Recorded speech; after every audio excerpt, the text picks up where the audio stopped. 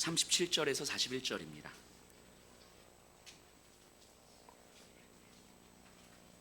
사도행전 7장 37절에서 41절입니다.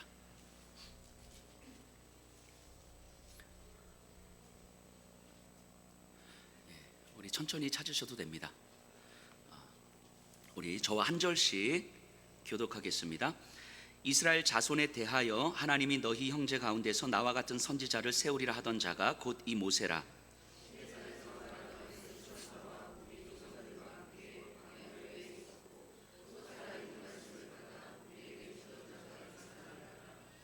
우리 조상들이 모세에게 복종하지 아니하고자 하여 거절하며 그 마음이 도리어 애굽으로 향하여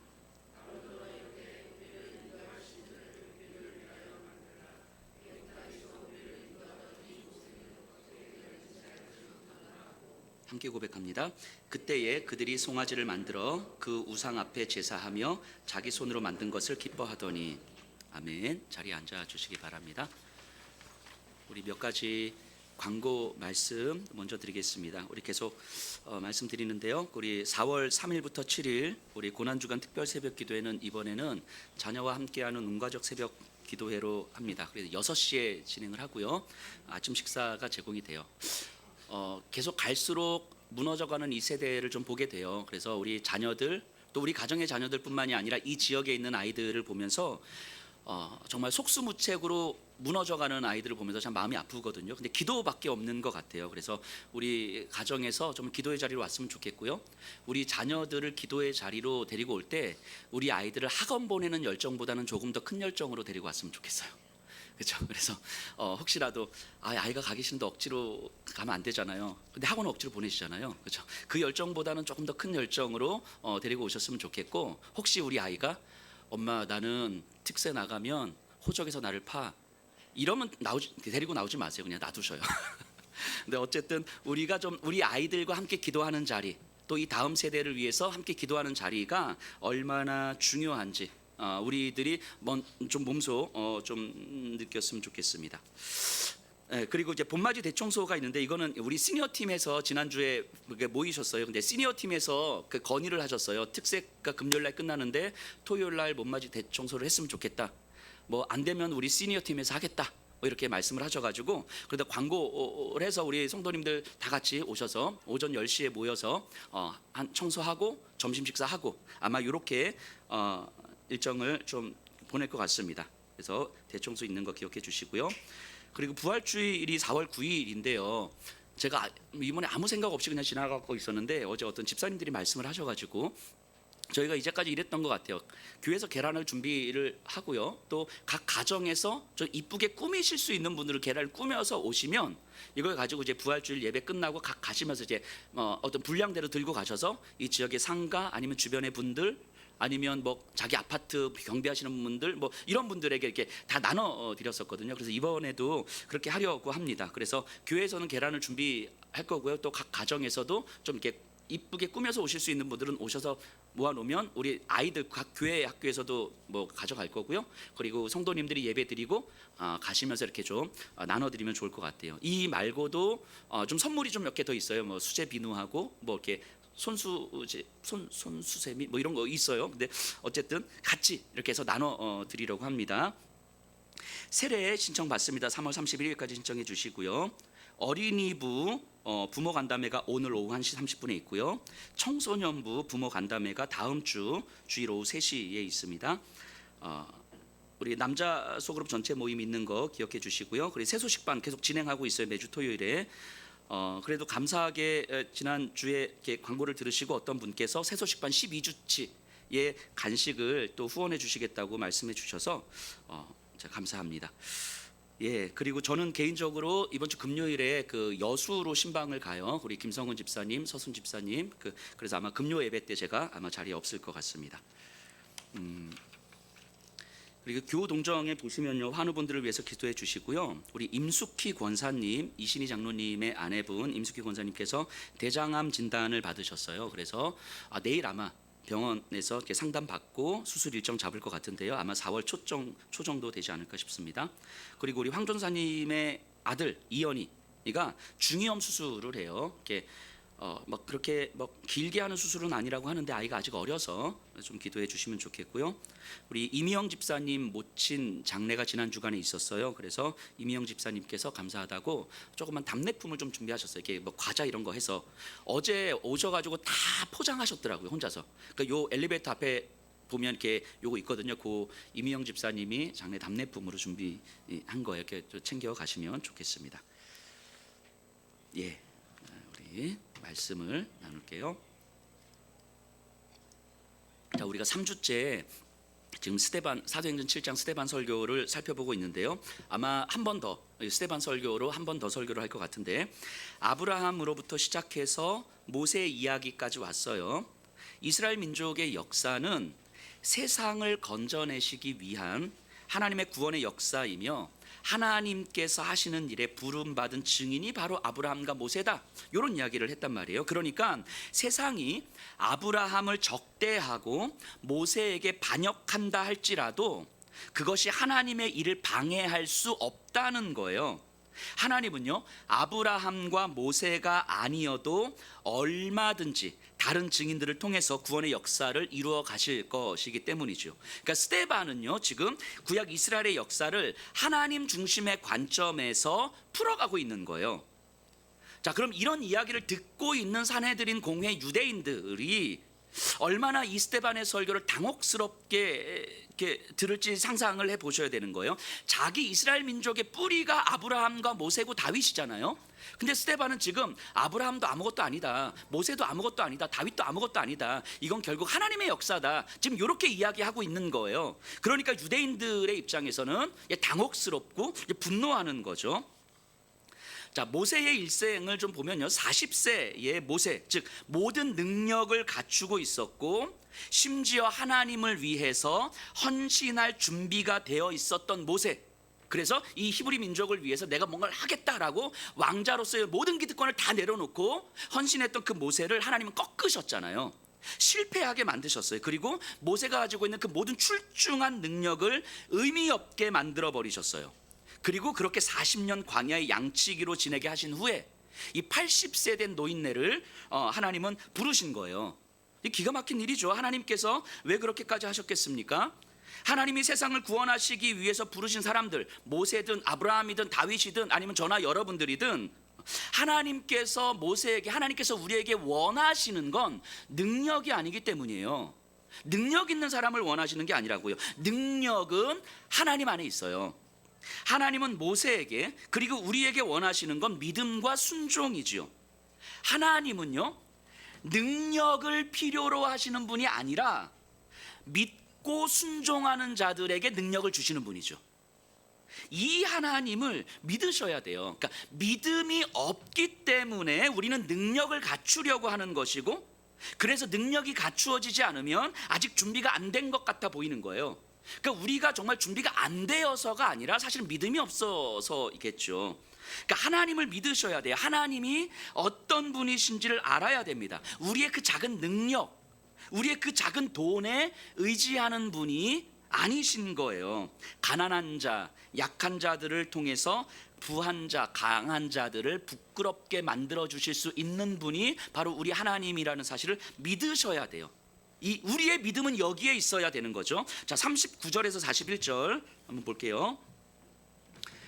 우리 조상들이 모세에게 복종하지 아니하고자 하여 거절하며 그 마음이 도리어 애굽으로 향하여 아론더러 이르되 우리를 인도할 신들을 우리를 위하여 만들라. 애굽 땅에서 우리를 인도하던 이 모세는 어떻게 되었는지 알지 못하노라 하고, 그때에 그들이 송아지를 만들어 그 우상 앞에 제사하며 자기 손으로 만든 것을 기뻐하더니. 자, 모세가 이스라엘 민족을 애굽 광야로 데리고 나왔습니다. 그런데 이 백성들이요, 모세의 말을 듣지 않아요. 그리고 애굽 옛 세상으로 돌아가려고 하는 거예요. 그 모습이 금송아지를 만든 것으로 귀결이 되는 거죠. 그러니까 이스라엘 백성들은요, 눈에 보이는 하나님의 임재로는 충분하지 않은 거예요. 그래서 하나님을 눈에 보이는 것으로 만들려고 하는 거죠. 그래서 눈에 보이는 것으로 만들어서 하나님 우리와 함께 있구나라는 것을 스스로 확신하기를 원하는 거예요. 그리고 하나님이 눈에 보이는 그 어떤 것으로 딱 나타나자, 금송아지로 딱 나타나자 이들은 기뻐하고 할렐루야 하고 막 찬양하고 있는 거 아닙니까? 자, 하나님은요 모세를 통해서 백성들에게 말씀하고 계시는데 이 저들은 우리에게 안전을 보장해 달라고 끊임없이 요구하고 있는 거예요. 저 이거 어디서 좀 익숙하게 본 모습들 아닙니까?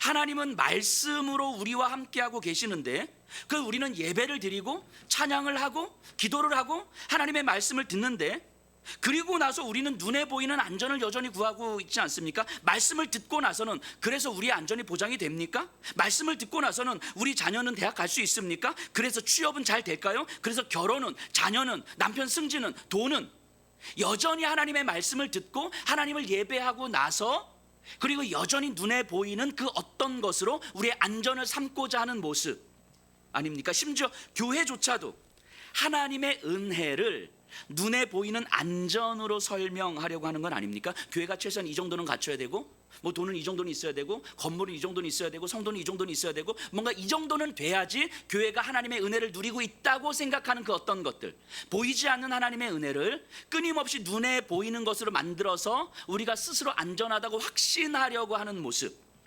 그게 우상이에요. 우상. 옛 세상으로 돌아가려는, 아니 여전히 옛 세상을 살고 있는 모습인 거죠.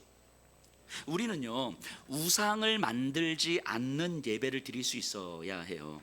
보이지 않는 하나님의 임재를 경험할 수 있어야 합니다. 이게 믿음의 씨름이에요. 신앙의 여정이죠. 믿음의 씨름을 끊임없이 하지 않으면 우리는 언제든지 하나님의 이름으로 하나님을 대신하는 우상을 만들어버려요. 언제든지. 지금 이스라엘 백성의 모습이 딱 그거 아닙니까? 금송아지 만들어 놓고 얘가 우리를 애굽에서 인도하여 낸 하나님이다, 하나님으로 막 찬양하고 예배하고 있는 거잖아요. 보이지 않는 하나님의 임재로는 불충분한 거예요. 보이지 않는 하나님의 임재로는 만족이 안 되는 거예요. 그 보이는 그 어떤 것이 필요한 거죠. 자, 그럼 여기까지의 과정을 한번 생각해 보세요. 하나님이 모세를 40세의 모세를 꺾으시고 40년 동안 광야에서 그 비참하고 절망의 시간을 보내게 하셨잖아요. 그렇게 준비시키셨어요. 모세의 힘을 다 빼게 하시고 오직 하나님을 의지하게 만드신 다음에 출애굽의 역사를 시작하셨거든요. 하나님께서 모든 걸 다 하셨잖아요. 싫다는 모세를 억지로 질질질질 끌고 오셔가지고 하신 거예요. 그러면 그 다음에는 뭔가 일이 착착 진행돼야 되는 거잖아요. 모세가 뭐 홍해바다 딱 가르고 백성들은 하나님의 모세의 말씀 딱 들어서 정말 하나님 우리 하나님입니다 찬양, 뭐 이런 일들이 있어야 되는 거잖아요. 근데 아닌 거예요. 백성들이 모세의 말을 거절했대요. 모세의 말을 안 들었대요. 하나님을 외면했대요. 심지어 42절을 보세요. 하나님이 외면하사 그들을 그 하늘의 군대 섬기는 일에 버려두셨으니 이는 선지자의 책에 기록된 바, 하늘의 군대 섬기는 일, 우상 숭배하는 일인 거예요. 그러니까 이 광야로 나왔는데 자기 욕망과 안전에 집중하며 살아가는 저들을 하나님은 외면하시고 내버려 두셨대요. 여러분 이게 상식적으로 이해가 됩니까? 하나님이 그 오랜 시간을 준비하셨고 그 싫다는 모세를 꺾고 해가지고 데리고 나오셔서 이 광야 이스라엘 백성들의 역사를 시작했거든요. 근데 나왔는데 보니까 이 백성들은 하나님을 외면하고 있고 하나님은 얘네들을 또 내버려 두고 계시대. 아니 그럴 거면 못하러 데리고 나오셨어. 그냥 놔두지, 애굽에 놔두지. 이럴 거면 못하러 데리고 나오셨을까 싶은 거예요. 이들이 이렇게 반응할 줄 몰랐을까요? 그 오랜 시간 준비하신 결과가 결국 하나님을 외면하는 것이고 하나님 내버려 두는 것, 이런 상황을 도대체 어떻게 이해해야 될까 싶은 거예요. 특히 이 상황에서 모세는 어땠을까? 모세의 마음은, 제가 모세의 입장이라면 하는 내가 나오고 싶다고 했냐고, 내가 하고 싶다고 했냐고, 하나님께서 나 다 꺾고 하는 거 다 못, 뭐 돈 벌 거 다 못 벌게 하고 뭐 다 꺾은 다음에 제 머리끄댕이 잡고 질질질질 끌고 하나님께서 여기까지 오신 거 아니냐고. 근데 지금 이게 뭐냐고. 와서 하나님 순종해서 모든 거 다 버리고 왔는데 얘네들은 나를 거절해, 나를 외면해. 뭐 하는 겁니까? 저 같았으면 쌍욕하면서 뭐 삿대질하고 쌩 난리를 쳤을 거예요, 하나님 앞에. 제가 그 지난주 말고 그 전주 지지난주 금요 예배 때 이런 설교를 했었어요. 그 거룩한 지랄. 네, 거룩한 지랄. 제가 원래 이런 말 잘 못하는데 제가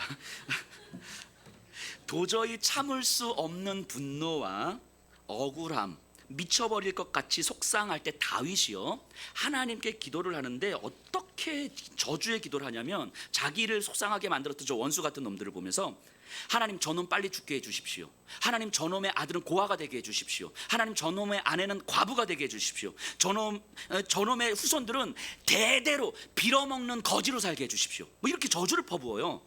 그런데 이렇게 저주해도 모자랐는지 했던 말 또 하고 했던 말 또 하면서 다윗이 할 수 있는 모든 저주를 다 퍼붓는 거예요, 하나님께. 다윗이 하나님께 퍼부었던 이 저주를 이 거룩한 지랄이라고 한번 얘기해 본 거예요. 자, 그럼 우리가 생각해 보면 어떻게 성경에, 그리고 우리가 생각하는 그 다윗, 하나님의 사람이라고 하는 그 다윗이 어떻게 그 시편을 통해서 그렇게 심한 저주를 할 수 있었을까 싶지만 다윗은 그러고 있더라고요. 그리고 그 내용이 버젓이 시편에 기록돼 있어요. 자, 그럼 무슨 의미겠습니까? 하나님은 다윗의 그 마음을 받으셨다는 거예요. 거룩한 지랄을 떠는 그 다윗의 마음을 받으셨다는 거예요. 하나님 다윗에게 이렇게 말씀하시는 거 아닐까요? 야 다윗, 네가 나한테 그렇게 거룩한 지랄을 떨어야 네가 다른 사람들한테 지랄 안 떨지. 이거 말씀하시는 거 아닐까요? 견딜 수 없는 분노를 어디엔가는 쏟아내야 되는데 하나님께 쏟아내지 않으면 반드시 다른 사람이나 아니면 자기 자신에게 그걸 쏟아내더라는 거예요. 그래서 이 시편 109편이었는데 그 이 시편을 묵상하는 어느 다른 목사님이 이렇게 묵상을 하시더라고요. 이 저주의 시를 묵상하면서 이렇게 고백하시더라고요. 이건 다른 목사님 하신 말씀이에요. 내가 이제까지 하나님께 거룩한 지랄을 떨었더라면 나로 인해서 상처받은 사람이 이렇게 많지는 않았을 텐데. 근데 저는 100% 동감이 됐어요.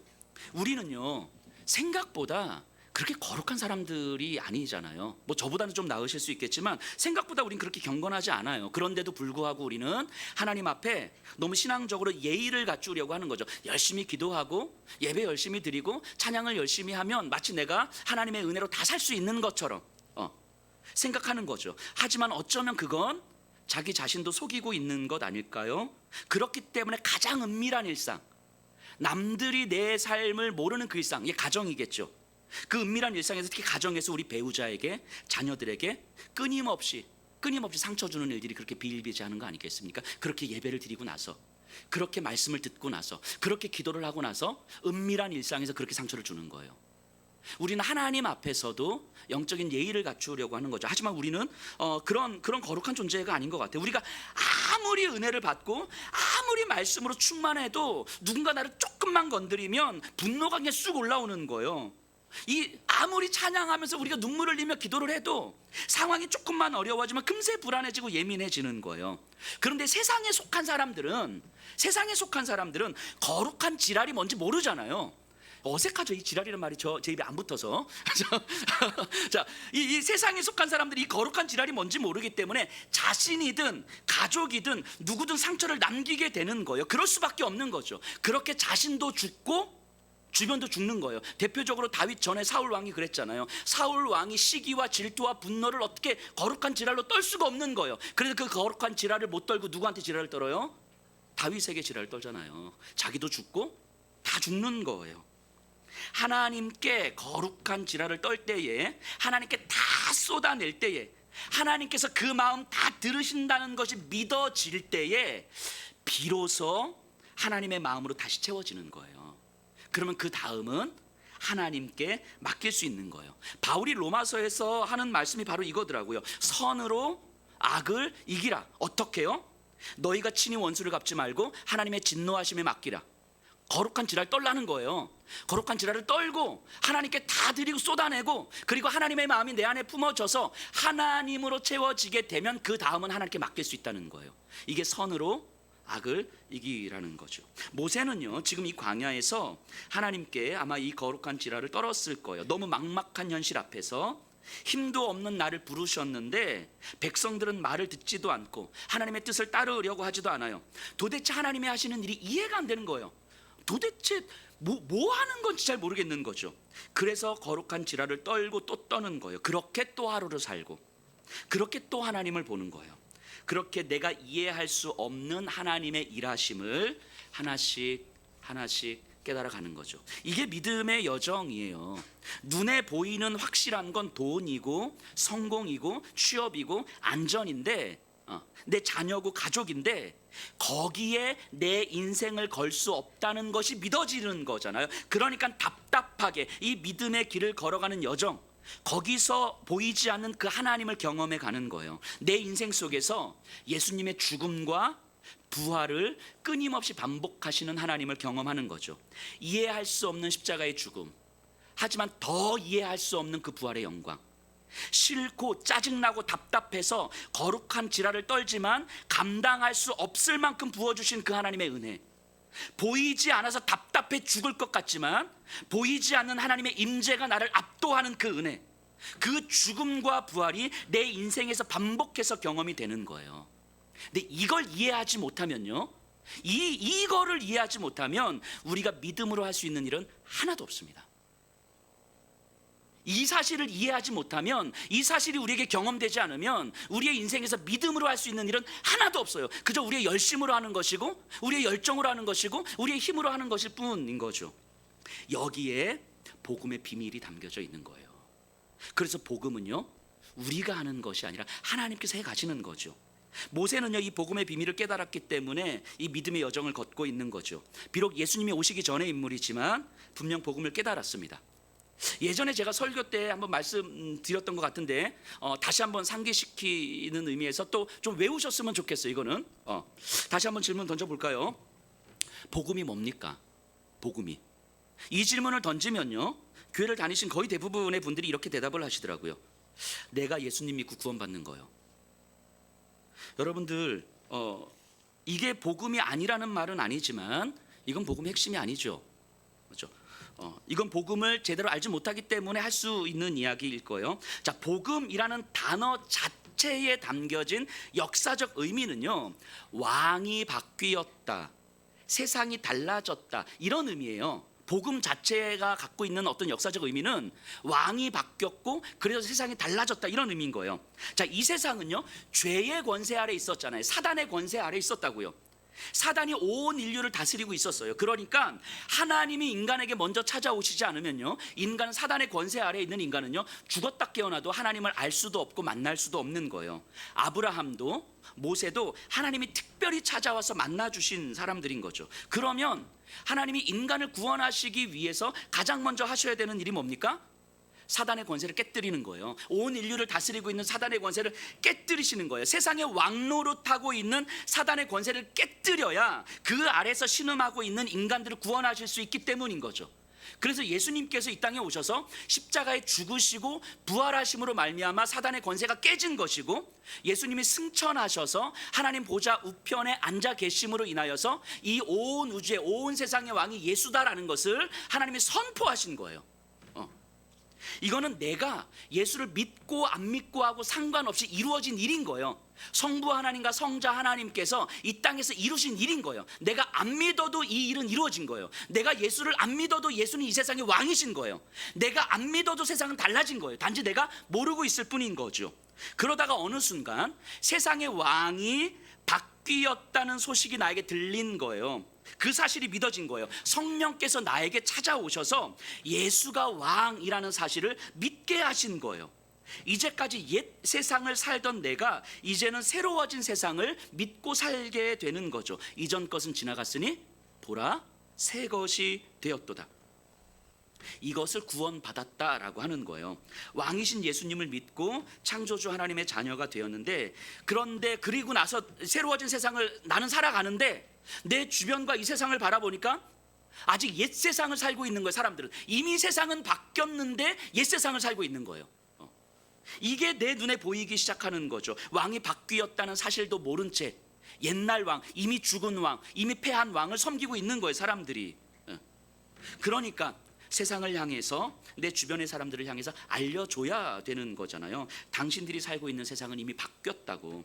당신들의 왕은 이제 돈이 아니라 권력과 안전이 아니라 예수가 왕이라는 사실을 알려줘야 하는 거잖아요. 이것을 증인이라고 합니다. 그래서 예수 믿고 구원을 받았다는 말은 이 왕의 복음의 증인으로 부름을 받았다라는 말하고 똑같은 거예요. 여기서 핵심이 무엇입니까? 내가 예수 믿고 구원받았다입니까? 그 이전에 뭐가 있어야 되는 거예요? 예수께서 사단의 권세를 깨뜨리시고 이 온 우주의 왕이 되셨다라는 사실이 있는 거예요. 그리고 그 소식이 나에게 들려진 거죠. 이게 복음의 핵심이고, 이 복음의 소식이 나에게 들려지는 거예요. 복음의 소식이 우리에게 들려서 믿어진다는 것이 얼마나 형언할 수 없는 은혜요, 아름다움이요, 영광입니까? 이 은혜를 주신 이유는 세상을 향한, 여전히 바뀐 세상을 알지 못한 채 살아가는 세상을 향해서 복음의 증인으로 살라는 거죠. 이게 그리스도인의 정체성이에요. 그런데 세상은 모르잖아요, 아직. 그러니까 이 증인을 거절하는 거예요. 왕이 바뀌었다는 사실을 모르기 때문에 증인들을 거절할 수밖에 없는 거죠. 받아들이지 못하는 거죠. 이 설교를 예전에 하면서 제가 들었던 비유인데요, 다시 한번 말씀드리면요, 우리 일제 식민지 시절을 한번 떠올려 보셔야 돼요. 우리 마을에 이제 한 100여 명이 이렇게 있어요. 이 마을에 일본 군인이 한 두세 사람 이렇게 있어요. 자, 우리는요, 이 두세 사람과 맞짱 뜨면 우리가 이길 수 있을 것 같거든요. 그럼에도 불구하고 이 두세 사람의 일본 군인 앞에서 우리는 쩔쩔매요. 왜 그렇습니까? 얘네들이 무서워서가 아니라 얘네들 뒤에 있는 일본 군대에 힘이 있기 때문인 거죠. 얘네들 잘못 건드렸다가는 군대가 들어와서 이 마을을 쑥대밭으로 만들어 버릴 거니까. 그래서 쩔쩔매면서 살아가요. 그런데 어느 날 일본이 패망합니다. 해방이 됐어요. 근데 우리에게는 아직, 우리 마을에는 이 해방의 소식이 안 들린 거야, 아직. 자, 그러면 우리하고 상관없이 이미 해방은 됐어요. 이미 일본은 졌습니다. 이제 일본 군인들 뒤에 아무도 없어요. 얘네들 죽여도 이제 아무 일도 일어나지 않습니다. 근데 우리는 그 소식을 못 들었거든요. 그러면 우리는 어떻게 삽니까? 여전히 요 두세 사람의 일본 군인 앞에서 쩔쩔매면서 살아가는 거예요. 세상은 바뀌었는데, 이미 바뀌었는데 바뀐 세상을 알지 못하기 때문에 옛 세상을 살아가는 거예요, 우리는. 그러다가 제가 외부에 나갔다가 해방의 소식을 들은 거예요. 이 일본이 졌대, 이 소식을 들은 거예요. 이 소식이 나에게 들렸다는 건 나에게는 세상이 달라졌다는 경험 아닙니까? 해방됐다는 소식이 나에게는 세상이 달라졌다는 소식이잖아요. 이제는 내가 무엇을 두려워해야 되는지, 무엇을 두려워하지 않아도 되는지를 알게 된 경험인 거잖아요. 세상을 대하는 나의 태도가 달라졌다는 거잖아요. 내 삶을 바꾸는 일 아닙니까? 이 소식이 나에게 들려졌다는 사실 자체가 얼마나 감격스럽고 얼마나 영광스러운 일이겠습니까? 그래서 마을에 왔어요. 와서 우리가 해방되었다고, 이제는 저 일본 군인들 이제 우리가 쩔쩔매지 않아도 된다고, 그냥 가서 우리가 싸우면 된다고, 쟤네 무너뜨려도 아무 일도 일어나지 않는다고, 이렇게 제가 이야기를 하면 사람들은 뭐라고 반응할까요? 웃기지 말라고. 그 네가 책임질 거냐, 이거 해가지고 잘못되면 네가 책임질 거냐고, 이렇게 반응하지 않겠습니까? 당연한 거예요. 해방의 소식을 모르니까, 세상이 바뀌었다는 것을 모르니까 이렇게 반응하는 게 당연한 거예요. 그들이 이 나쁜 놈들이어서가 아니라 모르니까. 그러면 어떻게 하면 됩니까? 제가 일본 군인을 대하는 태도를 보여주면 되는 거죠. 더 이상 내가 저들을 두려워하지 않는다고, 저들을 대하는 태도를 보여주는 것이고, 그 군인은 나에게 더 이상 아무것도 할 수 없다는 사실을 알려주면 되는 거죠. 그리고 군인들의 눈치를 보지 않고 마을을 만들어갈 수 있음을 보여주면 되는 거잖아요. 자, 여기서 핵심이 뭡니까? 해방의 소식을 내가 들은 게 핵심입니까? 그것보다 그 이전에 해방이 되었다는 소식이 먼저인 거죠. 이게 핵심인 거죠. 그리고 그 소식이 나에게 들렸다는 것이 나에게 세상이 바뀌었다는, 내 인생을 바꾸는 경험인 거잖아요. 이걸 구원받았다라고 이야기를 하는 거예요. 그렇다면 이제 그것을 이제 사람들에게 알게 해서 옛 세상의 끔찍함에서 새 세상을 살 수 있도록 도와줘야 하는 거 아니겠습니까? 이게 복음이고 복음의 증인이에요. 그런데 내가 예수 믿고 구원받았다는 사실에만 초점을 맞추니까 어떻게 되냐면, 내가 예수 구원받고 너무 기쁜 거예요. 그래서 해방의 소식을 들은 사람들 여기 한 5명 있어. 그 우리끼리 모여가지고 아싸 우리 해방됐어, 할렐루야, 아멘, 주여, 아멘, 뭐 이러고 있는 거예요. 우리끼리 모여서 해방의 소식을 공유하는 사람들끼리 모여서 행복해하고 만족해하고 즐거워하면서 우리끼리 막 주를 찬양하고 눈물로 주여, 아멘, 막 이러고 있는 거예요. 여전히 우리 마을의 다른 사람들은 옛 세상의 끔찍함을 살아가고 있는데 우리가 너무 즐거운 거죠. 우리끼리 교회에 모여서 즐거워하고 하면서 만족하려는 거, 그 교회 안에서 끊임없이 내가 만족하길 원하고, 교회 안에서 내가 끊임없이 즐거워하길 원하고, 교회 안에서 끊임없이 내가 뭔가 안정감을 누리길 원하고, 뭔가 뭐 이런 거죠. 그리고 믿지 않는 사람들을 보면서 저 마귀의 자식들, 이런 말도 안 되는 소리들을 하면서, 그리고 결국 교회를 벗어나면 우리의 삶에서는 아무런 힘도 능력도 없는 거죠. 내가 능력이 없어도요, 내가 가진 것이 없어도요, 예수께서 이루신 그 일이 세상을 어떻게 바꾸었는지를 깨달으면, 그것을 믿게 되면, 복음이 무엇인지 알게 되면 세상을 대하는 태도가 달라지는 거예요. 이게 복음이고 이게 구원인 거죠. 나와 상관없이 예수께서 하신 그 일이 세상을 어떻게 바꾸었는지를 우리가 믿게 되면 이 세상을 대하는 태도가 달라지는 거예요. 그 자체를 복음의 증인이라고 하는 거예요. 우리가 전도를 열심히 해서 복음의 증인이 되는 게 아니라 이미 세상을 바라보는 시선이 달라졌기 때문에 우리는 복음의 증인으로 부름을 받았다는 거예요.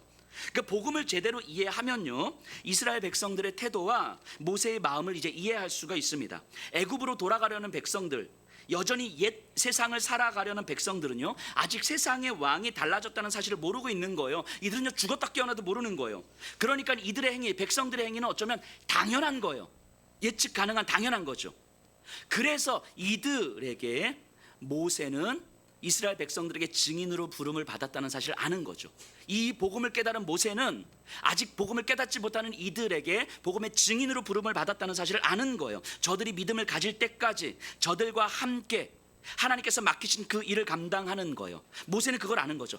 그러니까 이들이 나를 거절하는 건 극히 당연한 일인 거고, 이들이 나를 부인하고 나를 받아들이지 않는 건 극히 당연한 건데, 이 당연한 일을 내가 감당할 수 있도록 하나님은 그 이전 한 80여 년의 시간을 준비하신 거겠구나, 이렇게 받아들이게 되는 거죠.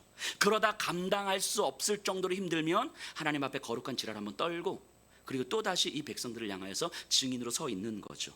자, 그러면요, 이게 여기까지 이해가 되셨으면 37절이 이제 이해가 됩니다. 37절 볼게요. 이스라엘 자손에 대하여 하나님이 너희 형제 가운데서 나와 같은 선지자를 세우리라 하던 자가 곧 이 모세라. 자, 모세가 예언한 거예요. 이후로 나와 같은 선지자를 하나님이 보내주실 것이다. 나와 같은 선지자 무슨 의미입니까? 모세가 한 역할이 뭐예요? 이스라엘 민족을 건져내므로 세상을 구원하는 하나님의 일이었잖아요.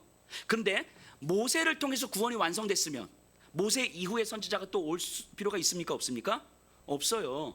그러니까 모세 이후에 선지자가 오실 거라고 모세가 예언했다는 건 모세가 구원을 완성하지 못할 거라는 걸 모세가 알았다는 거예요. 그러니까 자기는 하나님의 구원을 완성할 자가 아니라는 것을 알았던 거예요. 자신에게 주어진 사명은 이스라엘 민족을 애굽에서 인도해내는 것까지고, 이후로 다른 선지자들을 통해서 하나님은 구원의 역사를 완성해 가실 거죠. 그 다른 선지자, 구원할 메시아가 바로 예수님이죠. 자, 그렇다면 모세는 이 사실도 깨닫고 있는 거죠. 이스라엘 백성도, 세상에 속한 사람들도 다 모세의 말을 따르지 않을 거라는 걸 알고 있는 거죠. 왜냐면 모세가 이렇게 예언했잖아요. 내가 구원을 완성할 자가 아니니까 그럼 사람들은 나를 거절할 것이고 사람들은 하나님을 외면할 거라는 걸 알고 있는 거잖아요. 내가 완성할 게 아니니까. 그러니까 여전히 누군가 완성해야 되는 거라면 이 미완의 상태로 내 사명은 감당이 되는 거죠. 그럼 내가 거절당하는 것, 내가 외면당하는 건 얼마든지 예측 가능한 일인 거예요. 모세는 이걸 받아들이고 있는 거죠. 자, 그럼 모세의 입장에서 한번 생각해 보세요. 하나님은 이 세상을 구원하실 거예요. 그 증인으로 자신은 부름을 받은 거죠. 그리고 자신은 하나님을 믿고 하나님의 능력을 드러내면 됩니다. 그런데 자신을 통해서는 구원이 완성되지는 않을 거예요. 그러니까 세상은 내 말을 듣지 않고 나를 거절할 거예요. 그럼에도 불구하고 하나님은 하나님의 구원을 이루어 가실 거예요. 이게 모세의 믿음이죠. 이해가 되시나요? 하나님은 자신을 보내신 것도 믿었어. 하지만 세상의 사람들이 나를 거절할 것도 알았어. 내 수고가 헛될 거라는 것도 알았어. 지금 내 눈앞에서는. 하지만 하나님은 하나님의 구원을 완성해 가실 거라는 걸 믿은 거예요. 그렇기 때문에 내 수고가 헛되지 않는다는 사실을 알게 되는 거죠. 그 사실을 믿기 때문에 내가 거절당해도 내 수고가 헛된 것 같아 보여도 모세는 저들을 원망하는 대신에 저들과 함께 광야의 길을 걷고 있는 거예요. 지난 80여 년의 시간은 이 자리를 버티라고 하나님께서 준비시켜 준 시간이었구나라는 생각을 하게 되는 거죠. 지금 이 설교를 하고 있는 스데반도 모세와 같은 처지 아닙니까? 세상을 구원하시는 그 복음의 증인으로 부름을 받았어요. 세상은 아직 옛 세상을 살고 있습니다. 진짜 왕이 누군지 모르기 때문에 여전히 로마 황제를, 여전히 돈을, 권력을, 성공을 왕이라고 여기면서 살아요. 그런데 저들이 스데반을 거절하는 건 어쩌면 극히 당연한 일인 거죠. 저들이 스데반에게 분노하고 스데반을 죽이려고 덤벼드는 건 당연한 거죠. 스데반도 그 사실을 받아들이고 있는 거예요. 내가 구원을 완성할 자가 아니니까 사람들은 나를 거절하고 나를 외면하고 나에게 분노해야 될 것을 스데반은 받아들이고 있는 거지요. 그럼에도 불구하고 하나님은 하나님의 구원의 역사를 만들어 가실 거라는 게 믿어지니까 증인의 자리에 그냥 서 있는 거예요.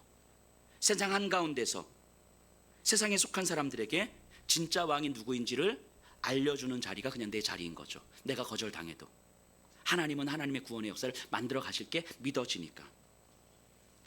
혹시 이런 생각하시는 분들은 없으시겠지만 예수를 믿는 우리는 하나님의 자녀고 믿지 않는 세상 사람들은 마귀의 자녀.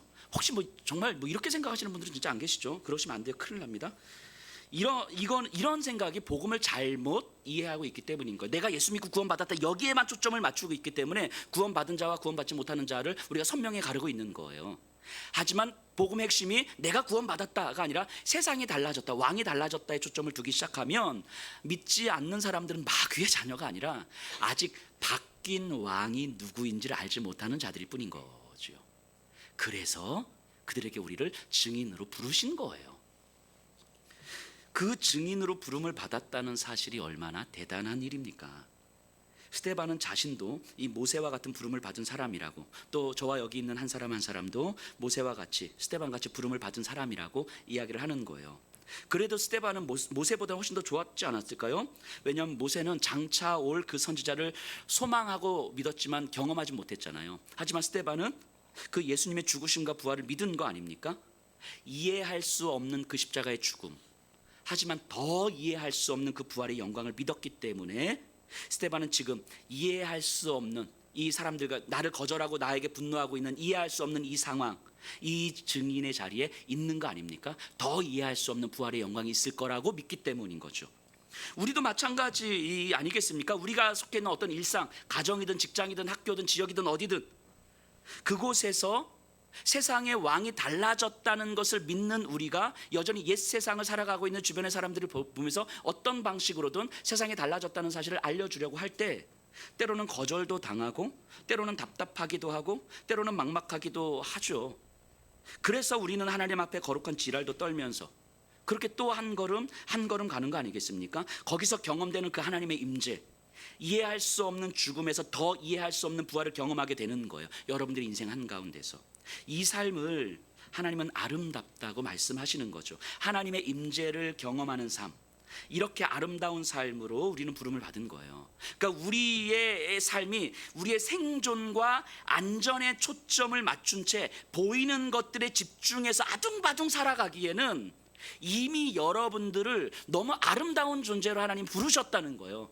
그렇게 살아가기에는 이 안전, 보이는 것으로 나를 설명해 가려는 삶을 살아가기에는 이미 여러분들은 보이지 않는 무한하신 그 하나님의 영광으로 충분히 아름다운 존재라는 거예요.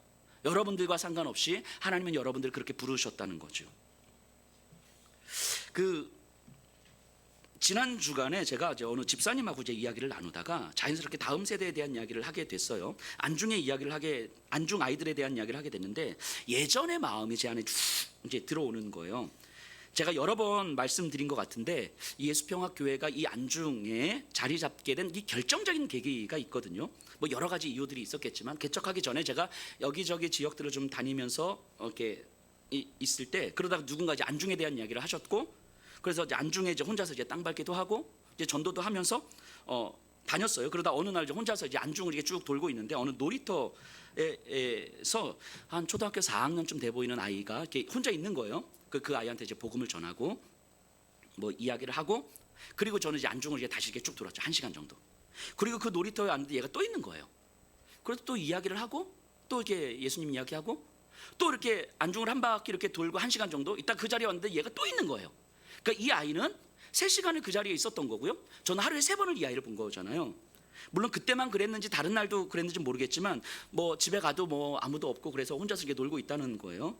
저는 그 아이와의 만남이 하나님께서 저에게 주시는 사인이라고 확신했어요.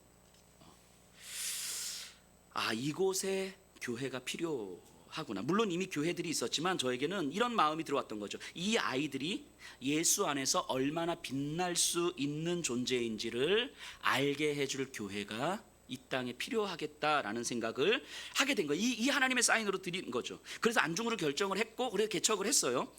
개척한 후에 뭐 아시겠지만 지역의 아이들 거의 매일 나가서 만났습니다. 여기 현아중학교도 가고 고등학교도 가고 물류고도 가고 뭐 학교 뭐 교장 선생님, 교감 선생님 만나고 안 돼서 안일초등학교 앞에서 이거 이렇게 교통지도도 하고 막 아이들 계속 매일 만났어요. 늘푸른 공원 가고 여기저기 공원 다니면서 그리고 뭐 여기 아이들이 교회 그래 월요일부터 토요일까지 매일 놀러 왔잖아요. 주일만 빼고 매일 왔어요. 아이들이 월요일부터 토요일까지 오는데 주일만 안 와. 그러니까 적게는 뭐 한 두세 명, 많게는 한 20명까지 아이들이 매일 와서 그래서 밥해 먹이고 아이들과 놀고 여기서 자고 공부하러 왔는데 공부하는 모습은 못 봤고 어쨌든 뭐 저녁 되면 밤이 되면 이 공원에 아이들이 많잖아요. 나가는 거예요. 그리고 그러다가 만나는 아이들, 가출한 아이들 있으면 교회에서 이제 재워 주기도 하고요. 밤에 데리고 와서 뭐 치킨 시켜 주고 재워 주고 그리고 새벽 예배 드린 다음에 아침에 이제 해장국 먹여서 이제 보내주고 그러니까 아이들이 이제 교회에서 자야 되니까 저도 교회에 있어야 되잖아요. 그래서 저는 집에 제가 한 일주일에 한 두세 번 들어갔던 것 같아요. 집에 너무 들어가고 싶었지만 아이들 때문에 어쨌든 그래서 늘푸른 공원 이런 데 가서 앉아 있으면 그냥 아이들이 이게 막 보이잖아요. 그럼 혼자서 기도하는 거예요. 아이들을 위해서 저쪽에 있는 아이들을 위해서 계속 막 그런 시간이 제 일상이었거든요. 그런데 어느 순간부터 제 일상에서 이런 시간들이 없어졌더라고요. 바빠졌다는 이유로 없어진 거예요. 그냥 분주하게 바쁘게는 지내고 있는데 근데 지난 주간에 그 마음이 막 물밀듯 막 밀려오는 거예요. 예전에 그 마음이. 그래서 뭘 할까 고민하다가 목요일 밤에 공원에 나갔어요. 그냥 늘푸른 공원에 나가서 한 9시가 밤 9시가 넘은 시간이었는데 이렇게 혼자서 이렇게 뺑뺑 이제 걷다 보니까 이 여자아이들 3명이 이렇게 앉아 있는 거예요. 그게 걷다 보면 하나님 저 아이들 ABC 하나님 저 아이들이 예수 그리스도 안에서 얼마나 빛날 수 있는 존재인지를 깨닫게 해주십시오. 그러니까 제가 이렇게 8바퀴를 돌았거든요. 그러니까 최소한 그 아이들을 위해서 8번을 기도한 거죠. 또 옆에 가니까 2명 아이들이 있는 거예요. 하나님 저 1, 2 예수 안에서 빛나는 존재임을 알게 해주십시오. 또 옆에 가니까 6명 있는 가나다라 바바 하나님 아이들께 뭐 이렇게 기도하면서 그리고 그 골목길을 다니면서 이렇게 쭉 오다 보니까 아이들이 그 시간에 편히 이 뭐죠? 라면? 요거 라면? 컵라면, 컵라면을 먹고 있는 거예요. 아이들이 물론 돈이 없어서 컵라면을 먹은 건 아니었을 거예요. 컵라면이 맛있으니까 먹은 거겠죠.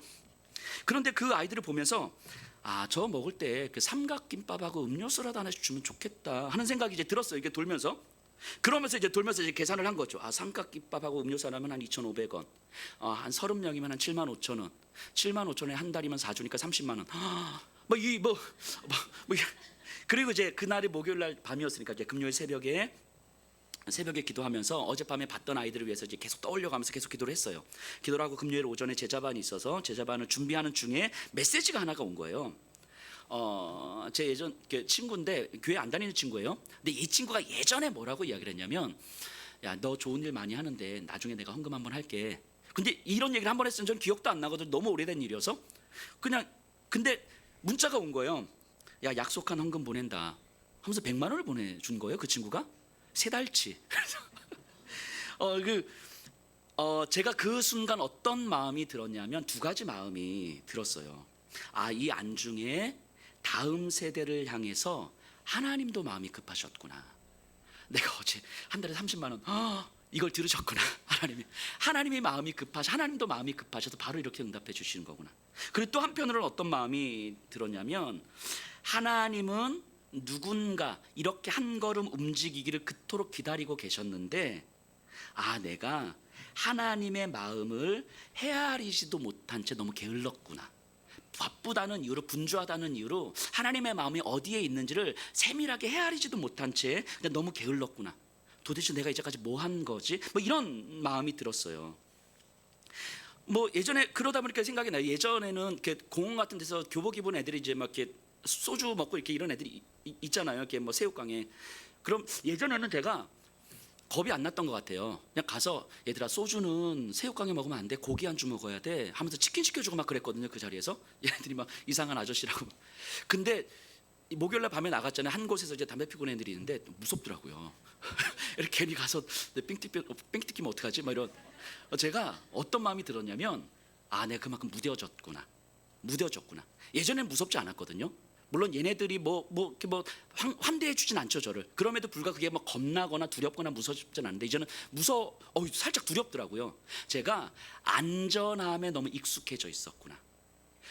안전하지 않은 자리에는 내가 안 나가려고, 내 의지와 상관없이 안 여기서 바쁘다는 이유로 안전함에 너무 익숙해져 있어서 소위 말해서 어떤 이 야성이라고 하죠. 이런 것들이 이미 다 잃어버렸구나. 그래서 저 아이들을 바라보면서도 가서 얘기를 해봐야지가 아니라 무서운 마음이 먼저 들어요. 이게 예전에는 초반엔 그랬던 것 같아요. 이 지역에 술집들이 많잖아요. 제가 이렇게 술집을 다니면서 들어가는 건 아니고 이게 밖에서 이게 술집에 벽에 이렇게 손을 얹고 하나님 저 안에서 주를 만나고 있는 저 청년들 진짜 주를 만나게 해주십시오. 이렇게 기도하고 다녔거든요. 그래서 이 지역의 술집이 어느 술집이 어디에 있고 이거 대충 다 알았단 말이죠. 근데 시간이 한참 지나는데 많이 바뀌었잖아요. 가게도 많이 바뀌고. 요즘은 잘 모르겠는 거예요. 제가 몇 군데 술집 말고는 없는 거예요. 제가 너무 무뎌져 있다는 사실도 모른 채 이제 오고 있었던 거죠.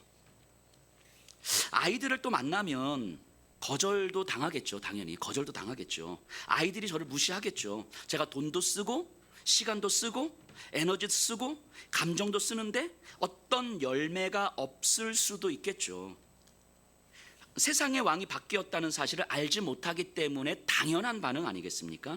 그렇기 때문에 또 감당하면서 아이들을 만나려고 하는 거죠. 그러다 짜증나면, 그러다 못 견디겠으면, 그러다 이 싸가지 없는 것들이 막 이러면서 막 내 안에 분노가 일어나면 하나님께 거룩한 지랄 한번 떨고 그리고 또 나가는 거죠. 열매가 없어 보이는 그 걸음을 또 걷는 거죠. 한번 해보려고요. 다시 그 지난주부터 시작한 거죠. 다시 한번 해보려고요. 그런데요, 여러분들의 삶 또한 마찬가지죠. 그렇게 부르신 거예요. 여러분들이 그렇게 부르셨다고요. 여러분들이 있는 그 일상, 그 삶의 자리, 그 주변 사람들, 왕이 바뀌었다는 사실을 알지 못한 채 여전히 옛 세상을 살아가는 사람들에게 예수님 안에서 당신들이 빛나는 존재라는 사실을 알려주라고 여러분들이 그 자리를 부르신 거라고요. 거절당하겠죠. 당연히 무시도 당하겠죠. 손해도 보겠죠. 자존심도 상하겠죠. 그리고 힘들겠죠. 그러면 하나님께 거룩한 지랄 한번 떨고 그래도 예수 안에 있는 내가 얼마나 빛날 수 있는 존재인지를 확인하고 또 그 걸음 걷는 거예요. 우리는요, 내일도 힘이 없을 겁니다. 우리는요, 내일도 가난할 거예요. 우리는요, 내일도 여전히 불안할 거예요. 그럼에도 불구하고 여러분들이 아름다울 수 있는 이유는 여러분들의 왕이 예수이기 때문인 거죠. 여러분들이 예수 안에 있기 때문인 거죠. 그 증인으로 부름을 받았다는 사실이 믿어졌기 때문인 거예요. 그래서 힘도 없고 약하고 가난하고 자존심 상하고 어렵지만 증인의 자리에서 내가 빛나는 존재임을 경험하게 되는 거예요. 여러분들이 남은 평생이 이 아름다움을 경험해가는 시간이기를 간절히 소망합니다. 우리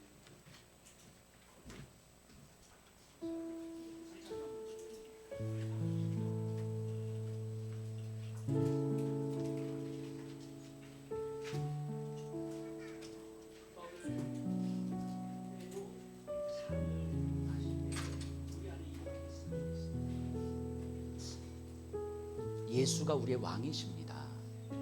내가 가난해도 예수는 우리의 왕이고, 내가 힘이 없어도 예수는 우리의 왕이고, 내가 무너지고 상처와 아픔이 많고 내가 넘어져 있어도 변하지 않는 사실은 예수는 나의 왕이십니다. 이 고백이 여러분들에게 있었으면 좋겠습니다.